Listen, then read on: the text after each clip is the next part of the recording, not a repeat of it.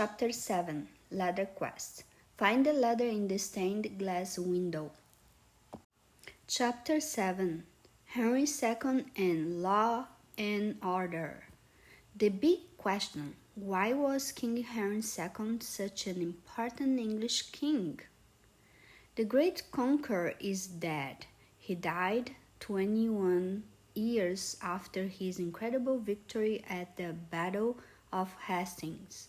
William I had ruled England with an iron fist. He punished anyone who refused to be loyal to him. To defend his newly acquired kingdom, he built great castles. He kept a close eye on finances. After his death, England experienced a period of turmoil and unrest.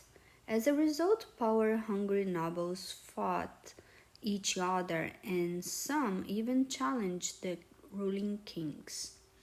Finally, in 1154 CE, 67 years after William's death, his great-grandson Henry II became king, just like his great-grandfather Henry II became the Duke of Normandy. Bright and determined, he made major reforms in justice, finance, and the armed forces. The first thing he did was to challenge the nobles who had been fighting among themselves for years. By this time, many nobles had acquired great wealth. They built castles for themselves. They formed their own armies led by knights. Henry II ordered that all the castles built without royal approval be torn down. He also imposed a tax on the nobles. This tax, known as the shield tax, had been used before by Henry I. Instead of asking the nobles to provide soldiers for his army, the king asked for money. With this money, Henry II was able to hire soldiers for his own army. The king treated anyone who questioned his authority mercilessly. Henry II reviewed his army. Judges traveled from place to place to hear cases. Next, Henry II turned his attention to law and order. England had different courts assigned to deal with various crimes. For example, local lords held manor courts to deal with local affairs. There were also church courts. The king's court took care of serious crimes such as murder and treason. In the Middle Ages, there was a method of proof called trial by ordeal. This meant that the accused might be asked to prove his innocence by going through a certain ordeal. For example, the accused might have to pick up a piece of red-hot metal, be tossed into a pond, or fight an opponent. People believed that if the accused survived the ordeal, it was a sign from God that he was innocent. Henry II set up a fairer legal system. He created a circuit court system. This meant that royal justices or judges went out into the countryside to hear cases. Their decisions helped decide future cases and ultimately became the basis of common law, or the law of the land. By the time he died in 1189 CE, Henry II had done a lot to restore the power and authority of the English monarchy. Murder in the Cathedral. In the beginning of his reign, Henry II appointed a man he trusted named Thomas Becket to his chief advisor. As well as controlling the nobles, Henry also wanted to limit the power of the church in England. To help him do this, he appointed Thomas to the position of Archbishop of Canterbury. This meant that Thomas had become the most powerful church leader in all of England. Henry was confident that his friend would support his decision regarding the church. But things did not work out that way. Thomas took his new job very seriously.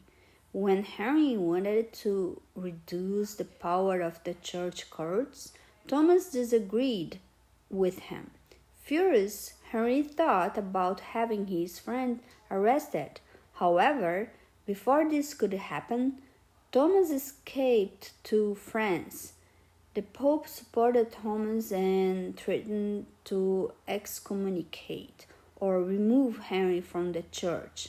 In the Middle Ages, excommunication was a terrifying prospect. Many Christians believed that if they were not part of the church, they would not go to heaven. Thomas Becket, Archbishop of Canterbury. Henry II and Becket arguing. Eventually, Henry and Thomas reached an agreement, and Thomas was allowed to return to England. Henry and Thomas' relationship did not improve, though. They continued to argue over church matters.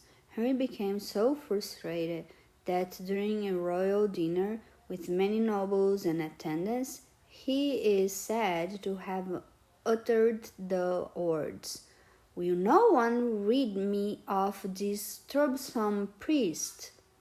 Was Henry just sulking, or was he encouraging the assassination of Thomas? We will never know for sure. Four knights who heard these words murdered the Archbishop while he was kneeling in prayer in Canterbury Cathedral. These knights may not have set out to kill the Archbishop. The reason behind the murder of Thomas Becket are still a mystery. 3 years after Thomas' death, the people declared him to be a saint.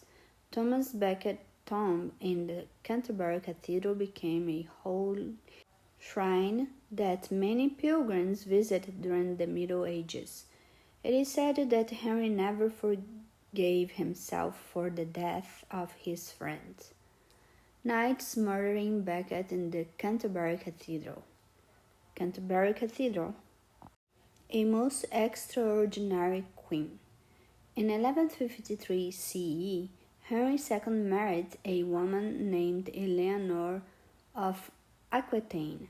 Eleanor came from a noble family who controlled Aquitaine, one of the richest regions of France.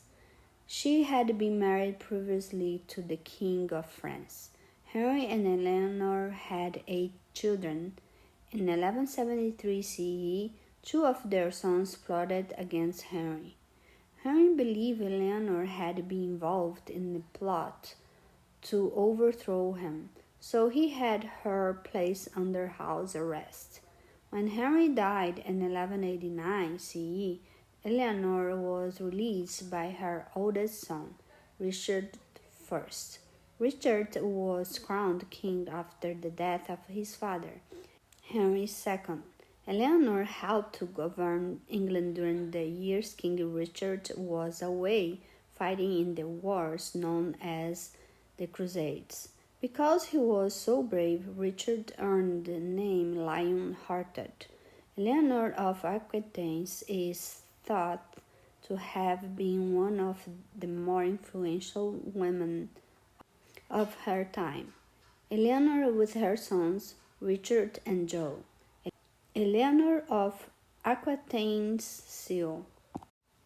The Crusades, a series of wars that became known as the Crusades, helped to define and shape the Middle Ages.